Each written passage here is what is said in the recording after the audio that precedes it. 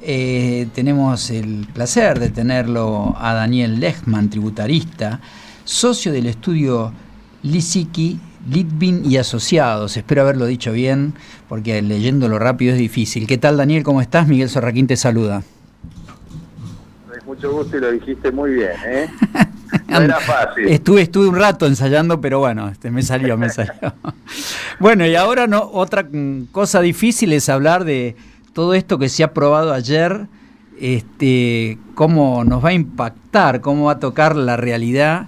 ¿Cómo lo ves vos? Bueno, en realidad, yo distinguiría una cosa, el presupuesto en general, ese no es mi métier o mi especialidad, ahí puedo hablar en boca de lo que he escuchado de otros colegas o economistas, en términos de, bueno, lo que se viene como mucho mayor ajuste, ¿no?, para el año próximo, o la parte fiscal, que es así, es mi especialidad, y en donde lamentablemente a esa hoja de ruta que se había previsto con la reforma impositiva del año pasado y con un gobierno que tenía muy en mente la baja de los impuestos como forma de reactivar la actividad económica, y algo que se venía reclamando desde hace muchos años, porque la presión fiscal en Argentina ha llegado a niveles récord, a niveles exorbitantes, muy por encima de incluso países europeos y los países más desarrollados. Y sin embargo, toda esa baja que se preveía en forma gradual, en parte ahora se está, quedando suspendida o siendo revertida en virtud de las necesidades fiscales, ¿no? Esto es básicamente lo que en este proyecto de presupuesto se está modificando en términos de impuestos. Sí, además algunas cosas que tienen que ver con los impuestos que estaban dando vueltas, de pensar que a lo mejor algún juez puede pagar algún impuesto más y todo este tipo de cosas, obviamente no salieron. Es decir, que la foto tributaria parecería que se mantiene como venía en general, ¿no? Sí, las exenciones a los jueces y en algún caso de viáticos también de los funcionarios públicos, la verdad que han sido muy cuestionadas, con razón, en todos estos últimos años, porque en alguna medida resultan una inequidad respecto de todo el resto de los contribuyentes que tenemos que pagar impuestos, ¿no? No parece haber razón para eximirlos, por ejemplo, a los jueces en particular, del impuesto a las ganancias.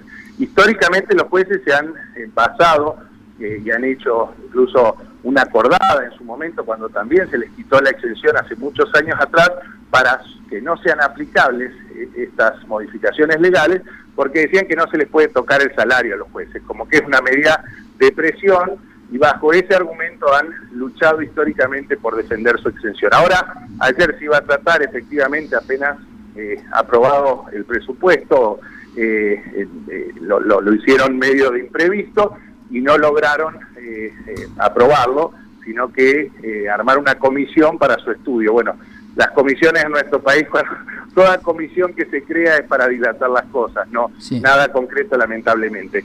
Pero bueno, esta es una medida que hubiera sido de mayor recaudación, pero también de equidad, de justicia, y eso es lo que se viene reclamando. Daniel, el Tano Pazman te saluda, ¿cómo estás? ¿Qué tal? Buenas tardes. Bien, todo muy bien. Daniel, tengo entendido que a partir del año pasado, aquellos jueces que fueron nombrados sí tributan impuesto a las ganancias. ¿Esto es así o estoy equivocado? No, es correcto. Eso estuvo previsto en la reforma. Lo que es muy poco, ¿no? El grueso, exacto. Son muy poquitos casos, pero bueno, es por lo menos un cambio de aquí en adelante, que realmente no sé si tuvo algún tipo de cuestionamiento, porque lo que pasó en nuestro país es, la ley ya se ha modificado alguna vez anterior, pero claro, se juntaron los jueces, que son los que en última instancia terminan fallando respecto de la aplicación de las leyes, e hicieron una jornada que decía que no era de aplicación la derogación de la exención, ¿no? También muy cuestionado. Pero bueno, otra vez, esta es una pelea que habrá que ver si finalmente se puede torcer ese rumbo de una vez por todas, ¿no? Ahora, desde un punto de vista del universo de la AFIP, ¿qué conducta tendrá para poder, va a empezar a exigir, van a haber simulacros de blanqueo, de actualizaciones, de planes más largos, porque con el parate va a estar todo bastante complicado que la gente pueda cumplir, ¿no? A ver, hay una prórroga prevista a un plan de 48 cuotas que era un salvavidas para muchos, por esta situación fiscal apremiante, de poder pagar justamente sus deudas fiscales en un mayor plazo que no lo había. Nosotros venimos de un blanqueo y moratoria muy importantes que vencieron en marzo del 2017, es decir, hace un año y medio. De ahí en más no hubo ni hay previsto otra moratoria ni blanqueo, eso tiene que salir por ley. ¿No? Esa no es una decisión del organismo fiscal, sino que tiene que ser una ley que eventualmente, porque ni hablar del blanqueo, que es mucho más amnistía, pero una moratoria tiende a condonar intereses resarcitorios por el pago fuera de término, multas y también cuestiones penales tributarias que son la mayor pena que le cabe, digamos, a un evasor. Acá hay que distinguir también lo que es evadir de no pagar en tiempo y forma. Es decir, hay gente que no evade, pero no tiene posibilidad económica de cumplir con los vencimientos fiscales. Ese es un moroso, ¿no? Un evasor es distinto, es aquel que o dice y miente a la hora de cuánto le corresponde pagar, o se queda con tributos de terceros, como retenciones de impuestos previsionales, y no las ingresa al fisco, ¿no? Yo creo que para el moroso tiene que haber en algún punto algún tipo de mayores facilidades. Las que hay ahora son mejores que las que había, pero no todo lo suficiente. No hay que perder de vista que una empresa en crisis, si la AFIP le embarga porque no puede pagar sus impuestos, cosa que AFIP hace, ante determinada demora, directamente la termina ahogando, ¿no? Claro. De cualquier manera, hoy la tasa de mora prevista por el organismo fiscal es del 3% mensual. Esto rige de manera general. Con lo cual esto significa un 36% anual. Siempre era mucho respecto de las tasas de mercado en años anteriores, pero la verdad que hoy financiarse con la FIFA al 36% mensual es mucho mejor que con un banco, que difícilmente uno puede obtener tasas en esos niveles, ¿no? Incluso pueden ser del doble. Este era un punto de preocupación del administrador federal, porque le decía, no quiero que todos terminen optando por no pagar los impuestos para cubrir otras necesidades financieras, ¿no? Esto seguramente va a tener o alguna revisión, o será la forma que tendrán los contribuyentes de, bueno, ya que les va mal en otros aspectos más allá de lo fiscal, financiarse con los impuestos.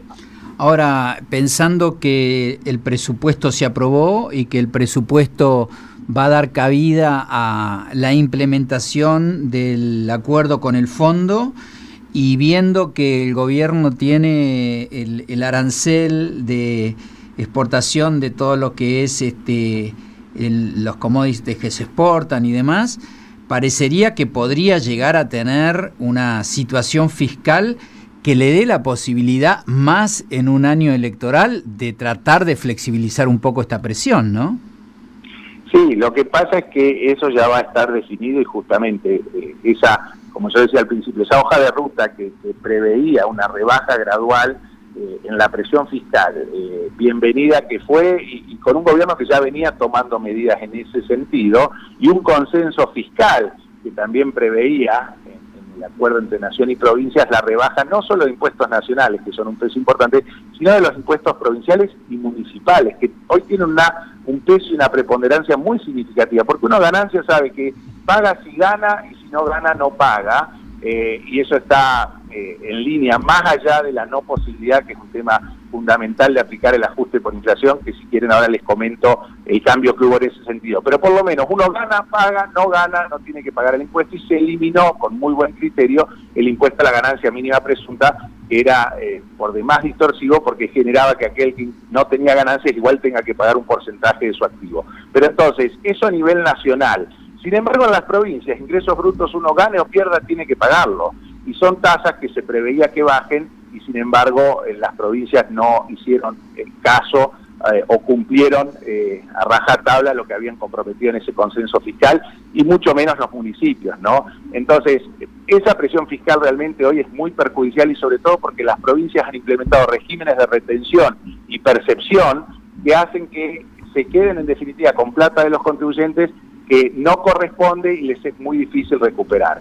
Entonces, esto también lamentablemente ha quedado en alguna medida en un stand-by. Por ejemplo, el proyecto de presupuesto aprobado ayer contempla la suspensión de la rebaja en el impuesto de sellos del tramo que correspondía a 2019. La reforma del año pasado y ese consenso fiscal eran una rebaja gradual de impuestos de aquí a 2022. Y bueno, en muchos de estos aspectos, lo mismo en el impuesto al cheque y la posibilidad de tomar como pago cuenta un mayor porcentaje en las empresas que no son pymes, también quedó suspendido el tramo que correspondía a esa rebaja gradual por el año 2019. ¿Y la inflación?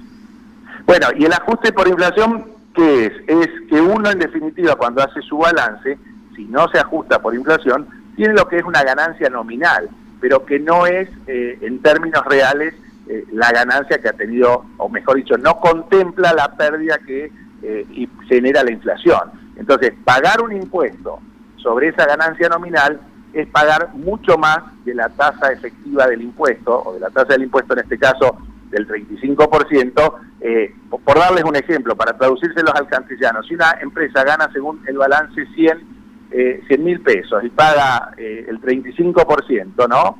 Estos son 35.000 pesos a la tasa vigente hoy.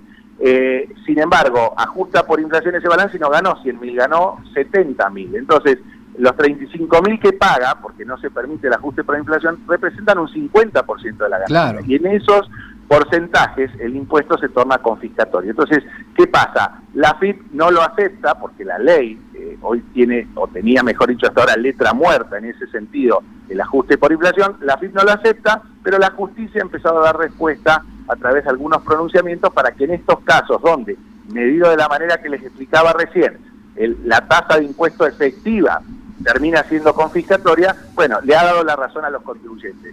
En la reforma del año pasado se dejó previsto, casi como una cortesía o pur legalería, que si la inflación iba a ser de más de 100% en 3 años, se iba a poder volver a implementar el ajuste por inflación impositivo, no contable, sino impositivo, que es el que más interesa a los fines del bolsillo de los contribuyentes. Claro. Sin embargo, como con esta escalada de la inflación, ese porcentaje se alcanzó, en la reforma lo que se hace es, se dice que si en 2018 la inflación está por debajo del 55%, en el 2019 por debajo del 30% y en el 2020 por debajo del 15%, no se va a admitir el planteo del ajuste o el ajuste por inflación propiamente dicho.